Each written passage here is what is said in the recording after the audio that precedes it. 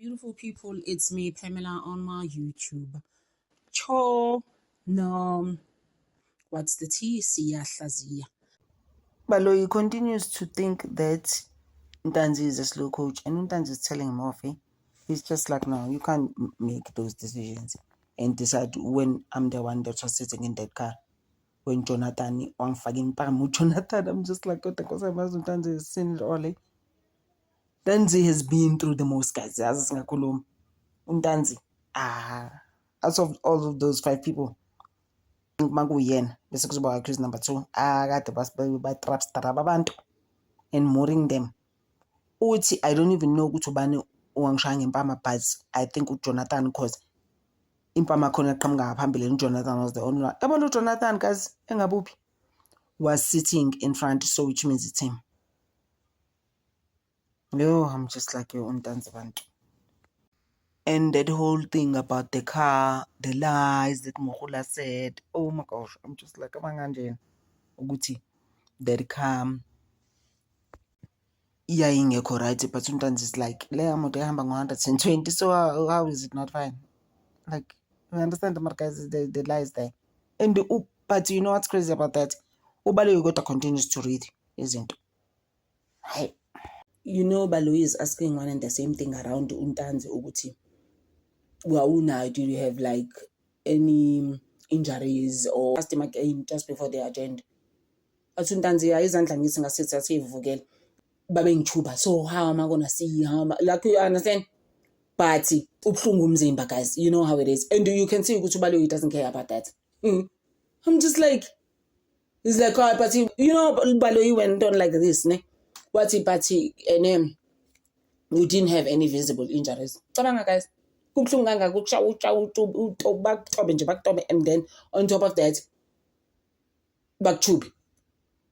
That's painful, and it's very humiliating. That's actually the craziest thing. This is why I feel they must be arrested. And for example, and especially because they didn't even analyze sense. Yo, Baloyi, and then I'll be like, oh, but you don't have anything. I mean, that's visible, that you can show us. I was just like, wow, Baloyi, that up to when it shows, when it records 0 speed, up to 19 June 2020 at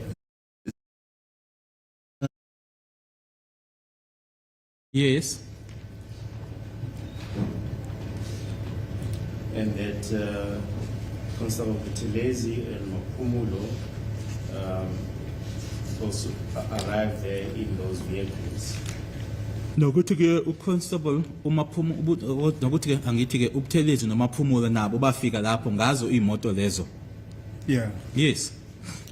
And that you were then taken out of the Toyota Fortuner and placed in the Volkswagen GTI.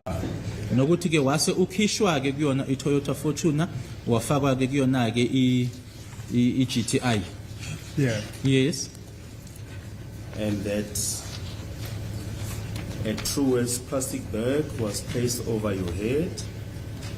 Kwase kuthathwa ke uplastic wase Truworths okuwona ke abakushupa ngawo. Yeah. Yes.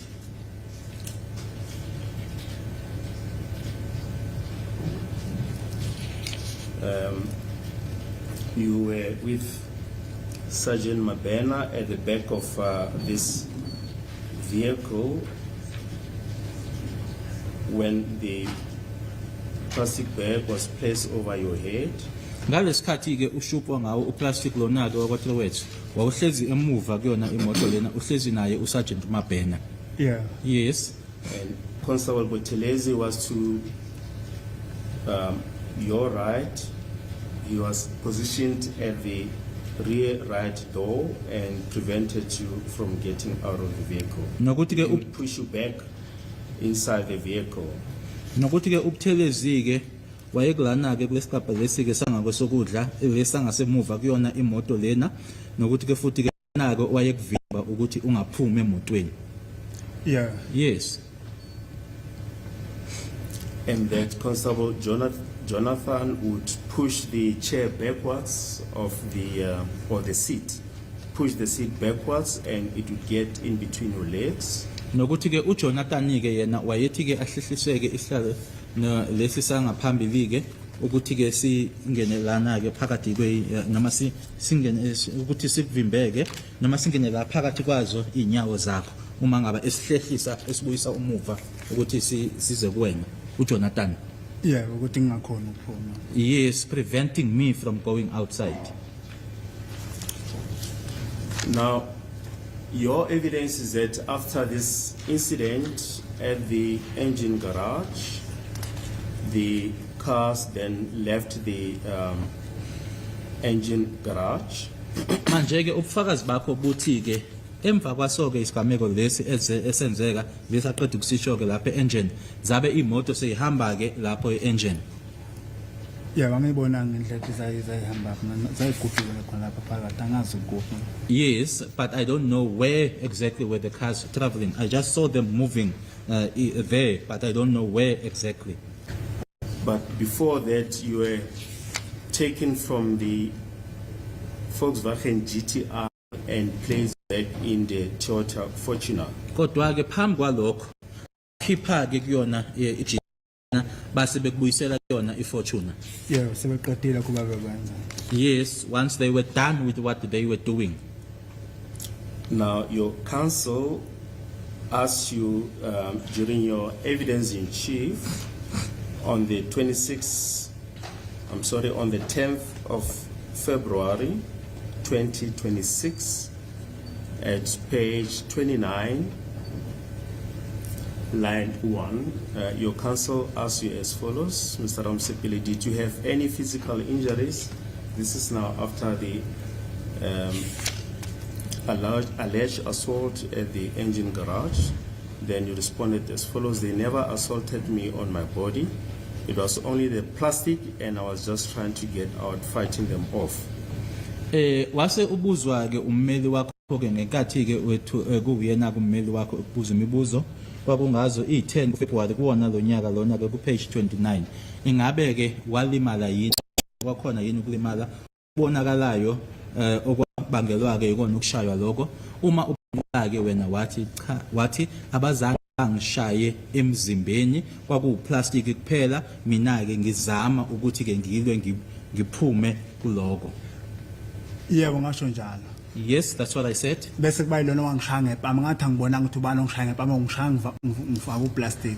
I then further said that there was this one that smacked me with an open hand, but I couldn't see as to who that was because when that person did that, the plastic was over my head.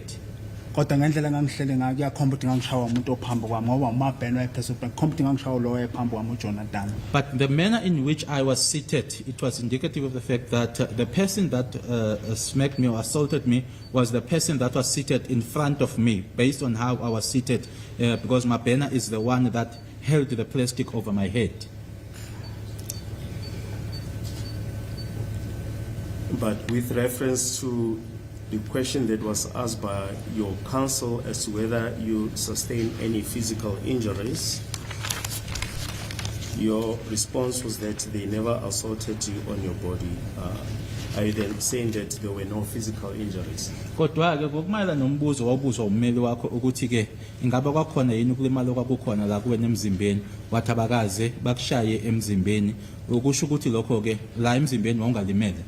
Ayikho into abangishaya ngalapha emzimbeni masese garage. There's nothing that they assaulted me with on my body whilst we were still at the garage.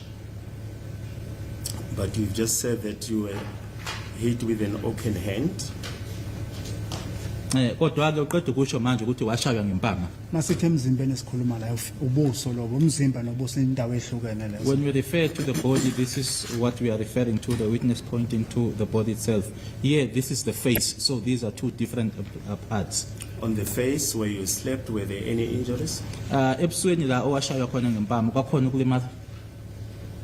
Ukulimala kwami Nkosi enkantolo ukuthi ngizwe ubuhlungu phela ngiyabuza ubuhlungu umuntu mayengifaka uplastic ekhanda ngoba umoya ngiwuthola angudotsi uma khona ipain la ibhlungu lonto la. An injury or being injured to me, my Lord, is like me feeling the pain, because when someone puts a plastic over me, my Lord, I'm unable to breathe. So that is a pain to me, or So- that is feeling a pain.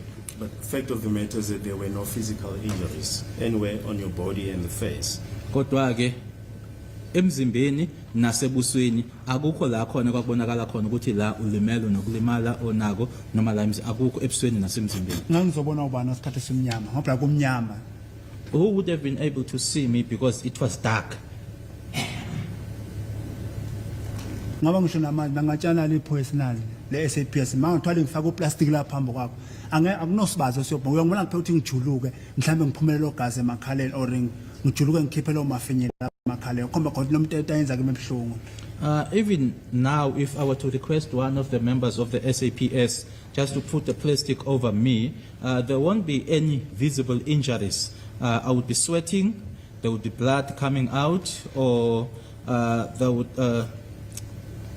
But just to see, or sorry, just to indicate that what this person is doing to me is painful. Yes, but there were no visible injuries, is it correct? Kodwa ke kwakungekho ibaza ukulimala okubonakalayo, kwakungekho kubonakalayo okuyinkomba ukuthi lo muntu lona ulimele, kwakungekho into ebonakalayo ethi ulimele. Kose nkantolo ngangenaso isibuko sokuyibuka. My Lord, I had no mirror to look at or to see myself. Right. You then testified that the identified from the 22nd up to the 25th, this vehicle was stationary for the entire day, every time at this location, being near Great North, North Mead, Benoni. Cha mnumzana Ntanzi akukho esikuphoqa ukona ukuthi ke uvumelane nako ukuthi nje sikufundela ubufakazi bakhe umnumzana uDupre ukuthi yini ayitshela inkantolo yase inkantolo imbuza ke ngamalanga lana ke i23 i24 i25 ukuthi ke imoto leyo yayikuphi wathi ke uqala noma ke ukusuka ngazo i22 i23 i24 ne25 imoto leyo ke yayimindawonye khona lapha ya eNorth Mid eBenoni. Isizathu sento ngiphendula ngalendlela le angiphendula ngathi uyangiforce ukuthi mina la ufunde i18 ingakho ngiphendula inkqubo ye18 ukuthi sasingakafiki kuphi kwi24 iyona into engiphendula phambi kwakhona. The reason why I answered like that is because you read out to me the 18th, so that is why I gave that answer. That was before we got to the 24th. Ingakho futhi ngitshela ikhodi ukuthi akulona iqiniso lelo ukuthi imoto yalungiswa yayikhenikwa akulona iqiniso le. Hence I am also saying to the court that it is not true that the car was mechanically attended to, or that it was repaired. Now, the state then asked him at line 23, still on page 36, during the proceedings of 16 November 2023, and we asked him, are you able, using the coordinates, to determine the exact location? Then Mr. Dupree testified as follows, my lord, if I use those coordinates, it takes me, it continues on page 7, it takes me to the exact location, being the Benoni garage, where our installers frequently work, so we are well acquainted with that garage. Uma ebuzwa ke ngebanga wathi ke ibanga ke lingithatha lingihambiseke kwigarage eyaseBenoni ekuyila khona ke abasebenzi bethu ke abavamise ukuthi baye khona ke kuleyo garage leyo eBenoni. Then at line 4, we then asked him, do you know if there's any repair work done at that garage? He responded as follows at line 6, my lord, that is an SAPS garage where various work is being done on vehicles for repairs and receiving new vehicles, and also working on vehicles that had been in service.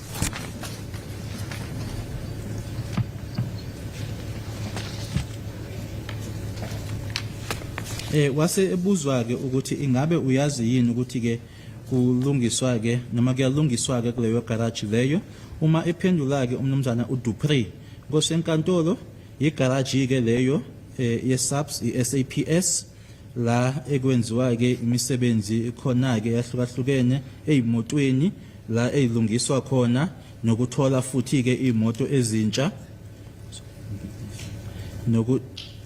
vehicles nokulungiswa ke kweimoto ezisetshenziswayo. Le garage sasekuyo noma kusikhuluma nganye garage izinto ezihlukene. Is it now the very same garage where we were, or are we now referring to a different garage? No, we're referring to a different garage in North Mid, Benoni. Lana kule mpendulo lena ikhuluma ngale ndawo le ebesifunda la ekubhalwe North Mid kuyona Benoni. Azange ngiye vele mina eBenoni nakolo maqhaza seBenoni. I never went to Benoni as well as that garage in Benoni. Mina igarage engiye kuyo lema uhamba nendlela esihamba ngaso ekhaya igarage uyibuka esandleni somnxele esandleni sokudla mangiye ekhaya. The garage I am referring to is the one that I normally see when I would be traveling home. It would be on my right hand. Yes. Now, the reason, Mr. Ntanzi, why we referred you to the evidence of Mr. Dupree is because Sergeant Mukhani testified that the Toyota Fortuner started developing mechanical problems on the 18th June 2020. Izathu ke Mnumzana Ntanzi sokuthi ke sikufundele ubufakazi bakhe uMnumzana uDupree yingoba ngesikhathi ethula ubufakazi bakhe la enkantolo uSergeant Mukhani watshela inkantolo ukuthi ke imoto yabe siqala ukuthi ibe nezinkinga ngazo i18 kuJune 2020. And that was the reason why he had to stop there at the engine garage at 1853-54 on the 18th of June 2020 near Mali Street. Isona ke izathu leso esabangela ke ukuthi ke imoto imeke lapho kuleyo garage leyo yase engine. Cha kulona iqiniso Nkosi enkantolo. No, that's not true, my lord. Ithe yami answer phambi kwecourt. Okay, utheni imoto ibigula. Uphi umechanic ufika wayechenika phambi kwami yavulwa yakhenika uphi? Siphi incwadi ebhaliwe ukuthi naku umechanic ukhenika imoto ipha nxa imoto esiphoyisa la kusiye yani. Mine, my lord, or my answer to the question is, my lord, if that is the case, then there was a mechanical problem with the vehicle. Where is proof? Where is a document that indicates that indeed a mechanic arrived, attended to the vehicle, and there was something signed to indicate that indeed there was an agreement between them, because that's not his vehicle, that's a police vehicle. Le moto Nkosi enkantolo ifikile ke ngo19 yazongilanda futhi ahamba nami imini yonke nobusuku. Ayiguli ngani futhi lapho. On the 19th, my lord, this very same vehicle arrived and it, where I was fetched, and it traveled with me, my lord, in it the whole day and night. Why was it not then? Why was there no mechanical issue with the vehicle?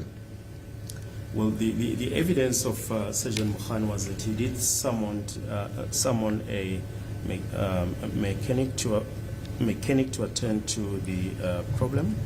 Ubufakazi bakhe ke uSergeant Mukhani ubuthi ke noma ke watshela lenkantolo ukuthi ke ngempela wambiza umechanic ukuthi ke azobheka imoto. Akulona iqiniso le Nkosi enkantolo. That's not true, my lord. Ngiyathemba Nkosi enkantolo lencwadi le ilethwe inkosi enkantolo ye-movement yemoto yathi akulande umuntu we-movement yemoto uMukhani ngoba wayenqaba ukuthi ngitshela ukuthi nasile egarage ephika.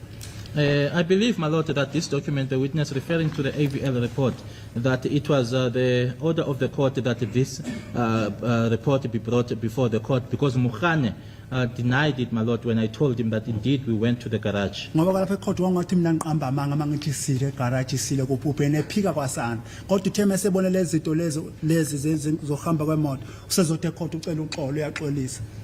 Because, my lord, before the court it appeared as if I was telling lies, because when I was then mentioning as to where the vehicle was traveling, because Mukhani was just denying it, my lord. Then when he saw this, the AVL report, that's when he then apologized, my lord.